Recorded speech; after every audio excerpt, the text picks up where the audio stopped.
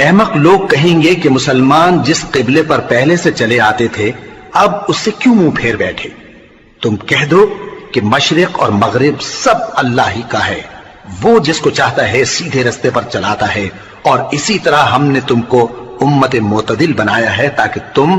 لوگوں پر گواہ بنو اور پیغمبر آخر الزمان صلی اللہ علیہ وآلہ وسلم تم پر گواہ بنے۔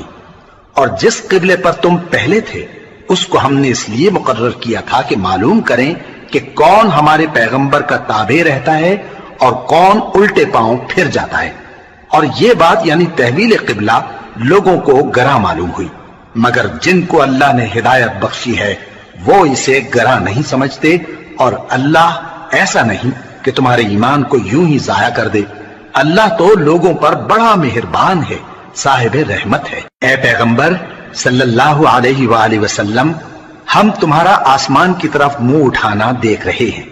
سو ہم تم کو اسی قبلے کی طرف جس کو تم پسند کرتے ہو منہ کرنے کا حکم دیں گے۔ تو اپنا منہ مسجد حرام یعنی خانہ کعبہ کی طرف پھیر لو،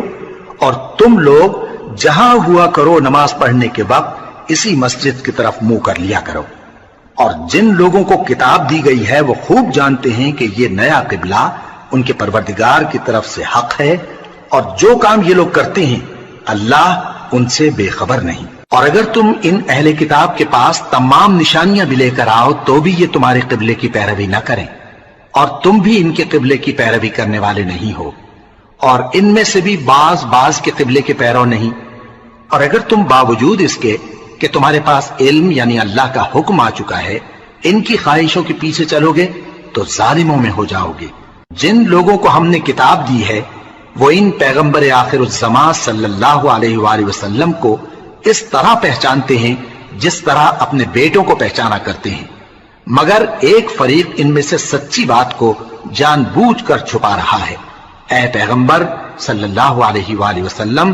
یہ نیا قبلہ تمہارے پروردگار کی طرف سے حق ہے، تو تم ہرگز شک کرنے والوں میں نہ ہونا، اور ہر ایک شخص کے لیے